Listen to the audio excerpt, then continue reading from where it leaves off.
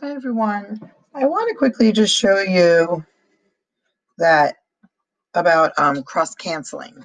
So if I gave you 1 and 1/15 times 5 and 2/5, and we want to multiply, what you want to do is first always change your mixed numbers to improper fractions.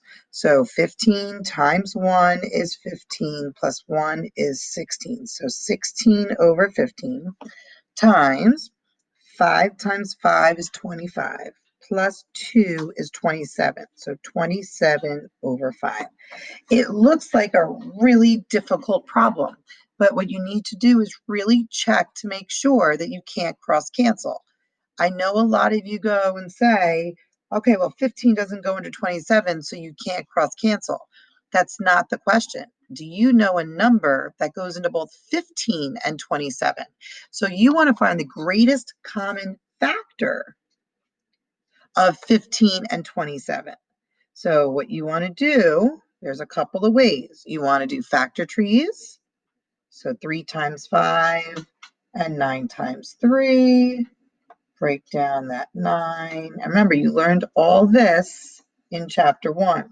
So for 15, it is 3 times 5. And 27, it's 3 times 3 times 3. And if you notice, they have a pair. So their greatest common factor is 3.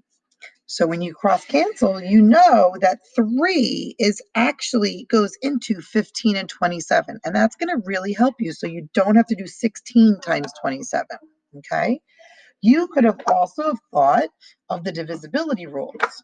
So if you remember, we have the divisibility rules of 2, 3, 4, 5, we know 6, we know 9, and we know 10.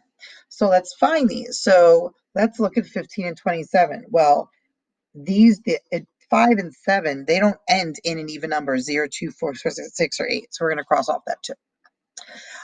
Tens, well, they don't end in zeros, so I'm going to cross off my 10. Fives, well, 15 ends with a 5, but 27 doesn't end in a 5. Crossing that off.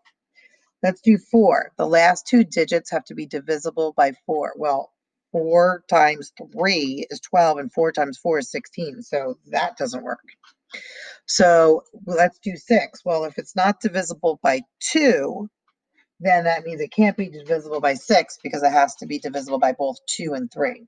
So now we're left with 3 and 9. So you have to add up the digits and to see if they're divisible by 3 and 9.